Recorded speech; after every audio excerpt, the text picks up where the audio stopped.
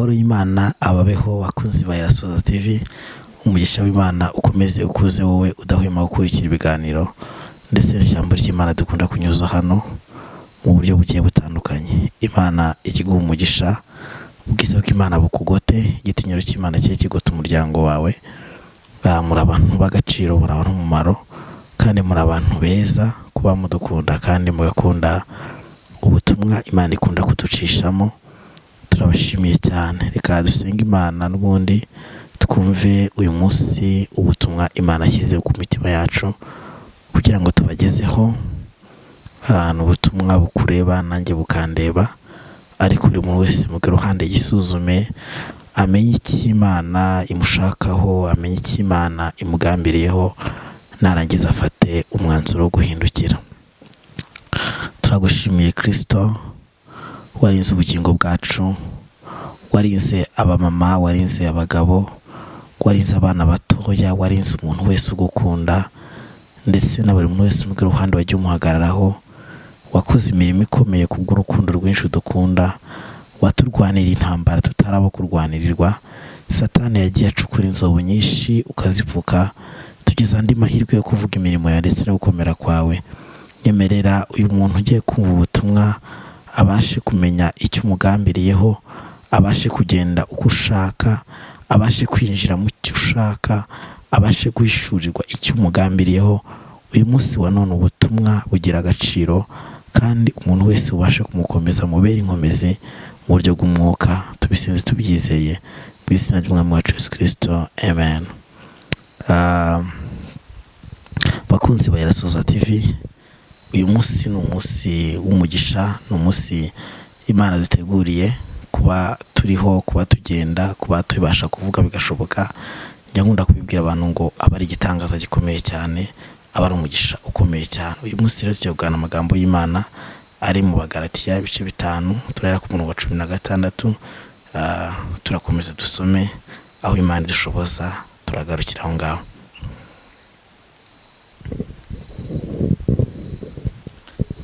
Reka dusome mu Bagalatiya ibice 5, turahera ku murongo wa 16, turagarukira ku murongo waho wa 22. Niko ndi kumva amagambo ariko umutima wanjye kugira ngo ngeze ku bantu badukunda n'abantu bakunda ubutumwa cyangwa ijambo ry'Imana. Reka dusome izina rya Yesu. Umutwe w'amagambo aravuga ngo imirimo ya kamere n'imbuto z'umwuka. Ndavuga nti muyoborwe n'umwuka, kuko ari byo mutazakora ibyo kamere irarikira. Kuko kamere irarikira ibyo umwuka yanga, kandi umwuka yifuza ibyo kamere yanga, kuko ibyo bihabanye nicyo gituma ibyo mushaka gukora atari byo mukora. Ariko niba muyoborwa n'umwuka, ntimuba mugitwarwa n'amategeko. Dore imirimo ya kamere iragaragara n'iyi: gusambana, gukora ibiteye isoni, iby'isoni nke, no gusenga ibishushanyo, no kuroga, no kwangana, no gutongana, n'ishyari, n'umujinya n'amahane, no kwitandukanya, no kwirema ibice, no kugomanwa, no gusinda, n'ibiganiro bibi n'ibindi bisa bityo. Ndababwira hakiri kare ngo nababwiye kera yuko abakora ibisa bityo batazaragwa ubwami bw'Imana. Ariko rero imbuto z'umwuka ni urukundo, n'ibyishimo, n'amahoro, no kwihangana, no kugira neza, n'ingeso nziza, no gukiranuka. Imana itugire neza cyane. Uyu munsi dusomye n'amagambo meza Pawulo yandikiye Abagalatiya abamenyesha imbuto z'umwuka. Imbuto z'umwuka n'imirimo ya kamere. Aya magambo dusomye aratugaragariza imirimo ya kamere iyo ariyo. Imirimo ya kamere ni ukugira imikorere mibi ihabanye n'ubushake bw'Imana. Bibiliya irabisobanura ngo imirimo ya kamere iragaragara n'iyi: gusambana, gukora ibiteye isoni, gusinda, kugomanwa, kubeshya, kutagira ukuri, amagambo mabi, ibigambo biteye isoni. Ariko hepfo haradusobanurira naho imbuto z'umwuka.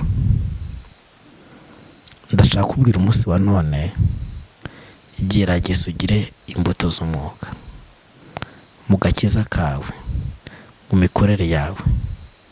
Gira imbuto z'umwuka. Imbuto z'umwuka harimo ibyishimo, harimo amahoro, harimo kugira neza.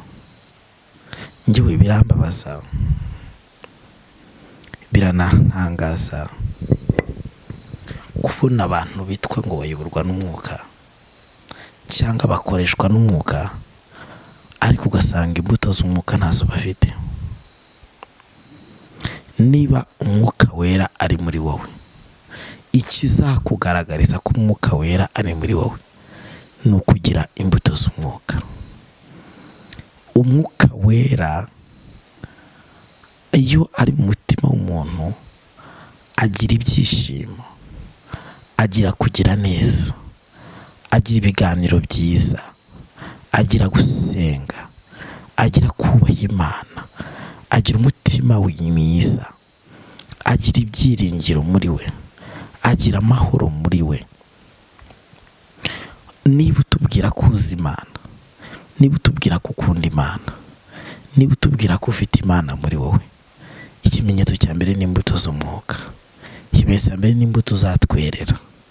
Rero Imana irakwifuzaho kugira imbuto z'umwuka nshuti, kugira imikorere y'umwuka, kugira imigendere y'umwuka, kugira gusenga, kuyoborwa n'umwuka. Ariko bene data bakundwa, nyemerera uri kunyumva asigeho imirimo ya kamere. Muri uru rugendo turimo, abantu benshi bari kutubwira ngo bazi Imana, abantu benshi batubwira ko bakorera Imana, abantu benshi batubwira ko bari mu rugendo, ariko wareba imbuto z'umwuka zibura. Nshuti yanjye, reka ibiganiro bibi, reka ubusambanyi bwawe, reka gusebanya kwawe, reka rekeraho amagambo mabi. Iki ni igihe uhawe cyo kugira ngo uhindure ubwami bwa Satani winjire mu bwami bwa Kristo. Imana yakuntumye kugira ngo igihe nk'iki irashaka kuyoborwa n'umwuka. Wa mubyeyi we, gira imbuto z'umwuka. Haleluya. Bibiliya ivuga ngo ariko rero imbuto z'umwuka ni urukundo.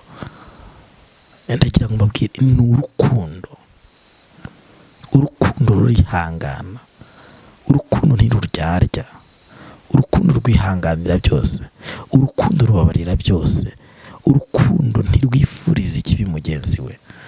Ufite urukundo ntagira ubugome muri we. Ufite urukundo agira umutima wo kubabarira utanamusabye imbabazi. Kugira umutima w'urukundo ni ugutera intambwe yo kunesha ikibi ukakineshesha icyiza. Bibiliya iratubwiye ngo indi mbuto y'umwuka ni ibyishimo. Kwibutse ko umuntu ufite Imana muri we akwiye kurangwa no kwishima. Waraburaye, ushonje, uhaze, ishime. Nubwo bitoroshye, ariko Imana irashaka ko tuyikurikira muri all condition, muri kondisiyo zose tugakurikira Imana. Ukurikira Imana uhaze, usenga Imana uhaze, usenga Imana udafite akazi, usenga Imana ugafite, usenga Imana ubyaye, usenga Imana utabyaye, usenga Imana abantu bagukunda, usenga Imana abantu batagukunda, usenga Imana ufite inshuti, usenga Imana inshuti zidahari, usenga Imana wiga, usenga Imana utiga, usenga Imana mu ubuzima bwose uhagazemo itoze gusenga. Intwaro Satani adashobora kunesha ni intwaro yitwa amasengesho. Amasengesho ni imwe mu ntwaro abakristo tunesheje Satani. Bibiliya tubwiye ngo noneho rero bene data bakundwa, tugira imbuto z'umwuka zitwa ibyishimo. Imana ishimwe cyane. Hepfo harakomeje abisobanuye ngo n'amahoro no kwihangana. Imbuto y'umwuka, Yesu arashaka ko tugira imbuto z'umwuka. Amahoro. Mu ijambo Yesu yasize adusigiye abakristo, yasize avuga uti mbasigiye amahoro yanjye abisi badatanga.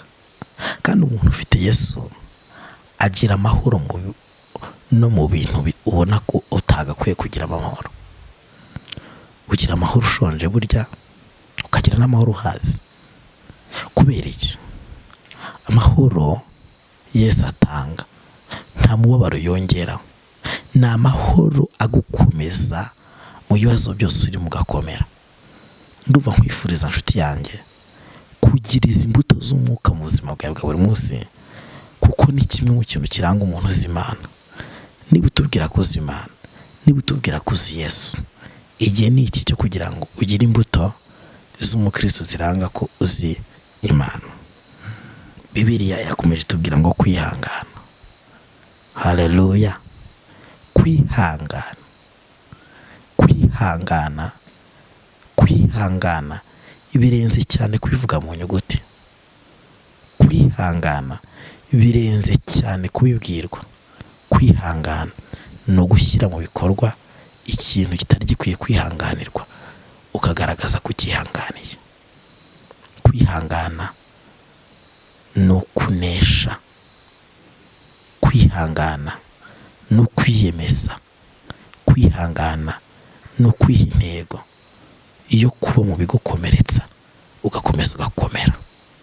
Iyo kuba mu bituma warira ariko ugakomeza nturire. Iyo kuba mu bituma wavuza induru ariko ukirinda kuvuza induru. Rero ubuzima bwose uhagazemo muri iki gihe usabwe kwihangana. Ntabwo ako kazi ukoramo wabyishoboza utihangana. Ntabwo aho ngaho usengera washobora kuruyoboza itorero utihangana. N'ubwo muri uririmbyi uririmba ntabwo wabishobora utihangana. Ndakwifuriza kugira umutima wo kwihangana. Kubaka urugo bisaba kwihangana. Gusenga bisaba kwihangana.